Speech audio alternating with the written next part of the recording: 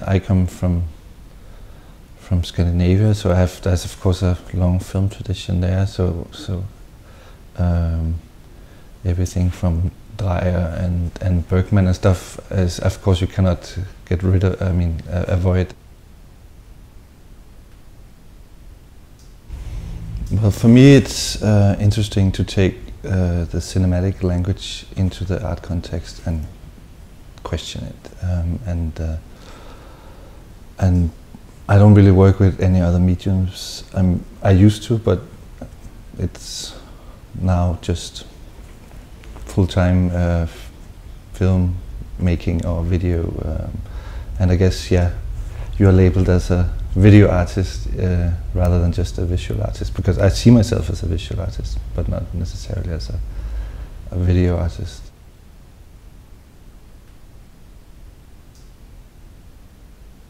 It's like seeing a photo of a painting. I mean, you don't experience the painting, but of course you get an idea.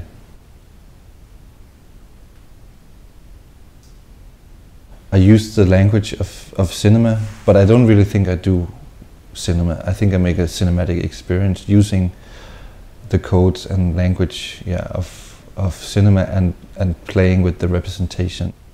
So it becomes this role of moments. Then put together, they kind of hopefully question the whole idea of representation.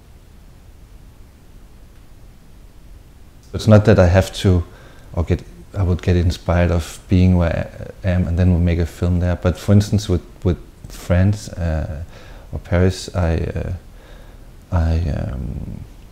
got this show at Magval, and they really wanted, because it's produced by the museum, so it was important that it, in a way, was shot in France. So it was not that they said it had to be, but they would be happy if it was. So I moved to Paris for 3 months and did this film. And of course then your work very different, because then you know you have to come up with something. And I've done productions with lots of people where there's been, yeah, almost too many, because then you lose kind of the intimacy of the whole thing, and I like to keep it small, and also the flexibility. The bigger it gets, the less flexible it gets, and also then it becomes more like a real film production, and partly why a real film production becomes so always becomes the same is because it is this big machinery, and at some point it becomes so big that you can really be flexible. So I really preferred limited teams. I think on the last film we were maybe 15 people, which is small for a film shoot.